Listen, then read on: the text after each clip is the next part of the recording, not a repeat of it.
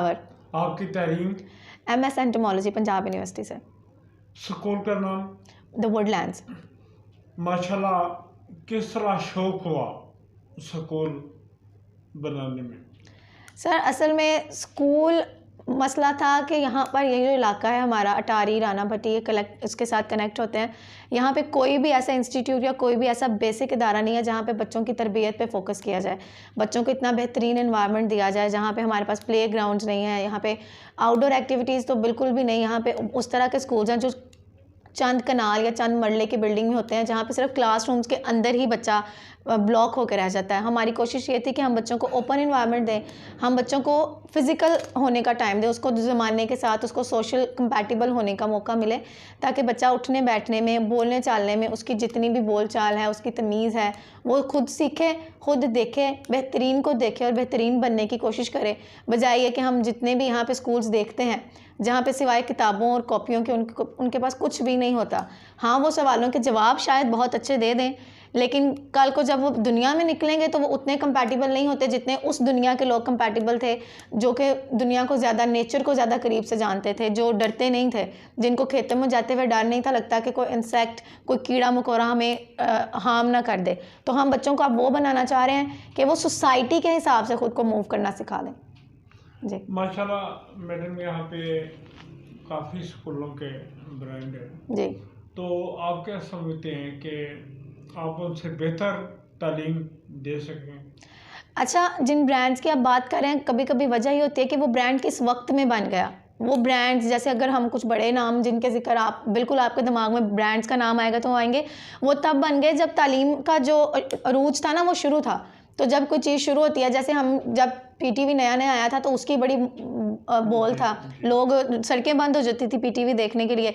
लेकिन अब जब ज़माना बदल गया, उनके पास बेटर ऑप्शंस आ गए, बेहतरीन और ज़रिया आ गए।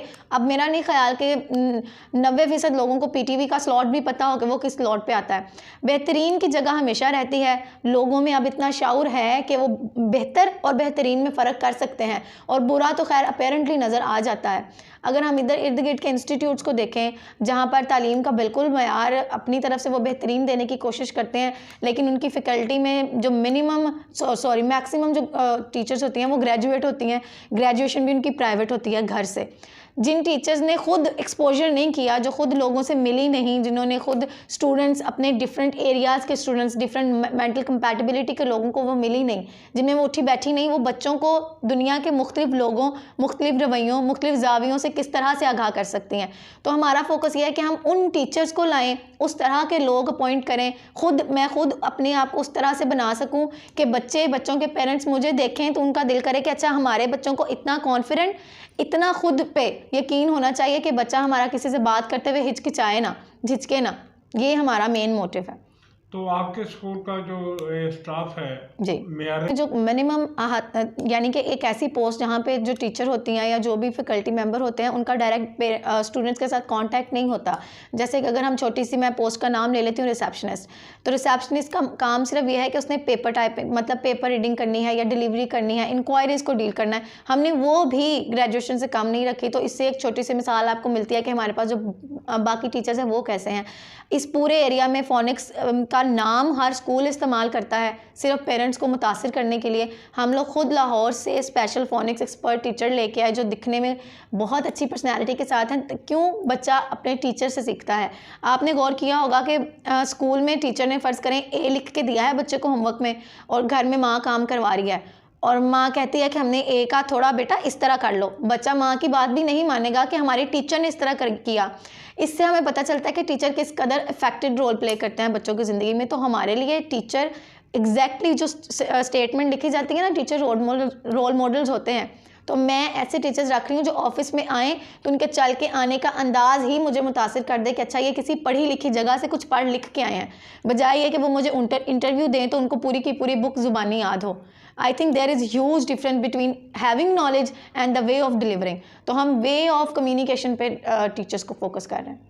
इस्लामी हवाले से यहाँ पे क्या आपने निज़ाम तालीम? सर, इस्लामी हवाले से जो हमने कारिया अपॉइंट की हैं, अब जैसे मैं हूँ, मैंने ज़्यादा अनफॉर्चुनेटली ज़्यादा तवज्जो हमारी सारी ज़िंदगी दुनियावी तालीम पे रही। तो मुझे बिल्कुल जो बारीक बीनियाँ होती हैं आवाज़ निकालने की, उसकी वाव की, गाइन की, ये सारी मुझे बिल्कुल भी उसमें इतना परफेक्शन नहीं थी। तो जो कारिया हायर करने के लिए हमने डेमो किया था, हमारे पास माशाल्लाह 8 कारिया आई थी। फिर भी हम जो यहाँ पे प्रोफेशनल कारी साहब थे उनको बुलाया गया था ताकि वो उनका डेमो लें, वो उनमें गलतियाँ कोताहियाँ जो भी हैं वो हमें पॉइंट आउट करके दें, ताकि जो हमारे पास लास्ट पे आए वो बेहतरीन एक पर्सन आए जो हमारे बच्चों को सिखाने में बेहतरीन हो।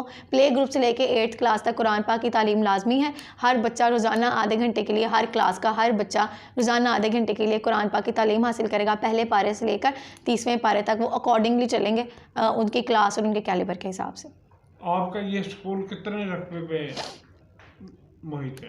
हमारा जो टोटल हमारी बिल्डिंग है, जो प्रेमिसेस जहाँ से स्टार्ट होती हैं वो 50 कनाल है। 50 कनाल का मतलब यह है कि जिसमें हमारा घुड़सवारी का पूरा एक ग्राउंड अलग से है, उसका टेबल टेनिस कोर्ट अलग से है, बैडमिंटन कोर्ट अलग से है। ये सारे सेपरेट हमने कनाल्स के हिसाब से ग्राउंड्स तैयार करके बच्चों के लिए रेडी कर दिए हुए हैं। स्विमिंग पूल हैं हमारे 2 बहुत बड़े, एक बहुत बड़ा 5 कनाल के करीब हम ग्राउंड तैयार कर चुके हैं, जिसमें डिस्ट्रिक्ट लेवल पे जो स्पोर्ट्स कॉम्पिटिशन्स हुआ करेंगे। इंशाल्लाह ये जैसे ही समर स्टार्ट होगा तो हमारा ये सारी एक्टिविटीज़ पूरा इलाका अपने आप देखेगा कि कहाँ पे क्या क्या हो रहा है। वालिदैन को कोई पैगाम दें अपने स्कूल की तरफ से?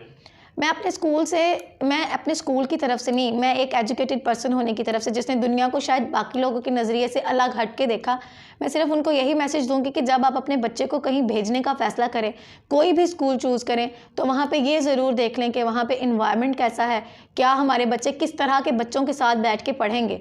कुछ इदारे सिर्फ फ़ीस कलेक्ट करने के लिए हर तरह के, हर कैटेगरी के लोगों को अपने स्कूल में इन्वॉल्व होने का अलाउ कर देते हैं। उस तरह के इन्वायरमेंट में मत जाइए, सिर्फ बातें सुन के मत जाइए। उनका करिकुलम देखें, उनका ब्रेकआउट देखें, उनके ईच एंड एवरी पॉइंट को देख के, क्लासरूम्स को देख के, क्लासरूम सफोकेटेड तो नहीं है, उसकी बिल्डिंग सेफ़ है, इन सारे पॉइंट ऑफ व्यूज़ को देखें। सिर्फ इस चीज़ पे फोकस ना किया करें कि हमारे बच्चे को 3 कॉपियों का होमवर्क याद है, हमारे बच्चे ने 3 कॉपियों का होमवर्क लिख लिया है। याद करने और लिखने से ज़रा आगे हो के सोचें। तालीम सिर्फ लिखने और पढ़ने का नाम नहीं है, तालीम बच्चे की पर्सनैलिटी बनाने का नाम है, बच्चे की उठने बैठने की तमीज़ बनाने का नाम है। बच्चे को अंदर से चाहे कुछ भी नहीं आता, उसको ABC भी नहीं पता, लेकिन अगर उसको चलने फिरने की तमीज़ है, उसको बात करने की, उसको प्रोनाउंस करने की वर्ड्स तमीज़ है, तो मुझे लगता है वो ज़्यादा अट्रैक्टिव, ज़्यादा अच्छा, वेल मैनर्ड साबित होगा। बजाय उसको, वो दोनों चीज़ें बहुत ज़रूरी हैं, लेकिन एक चीज़ पे फोकस मत किया करें, दोनों चीज़ों को साथ लेके चलें। जी, थैंक यू मैडम।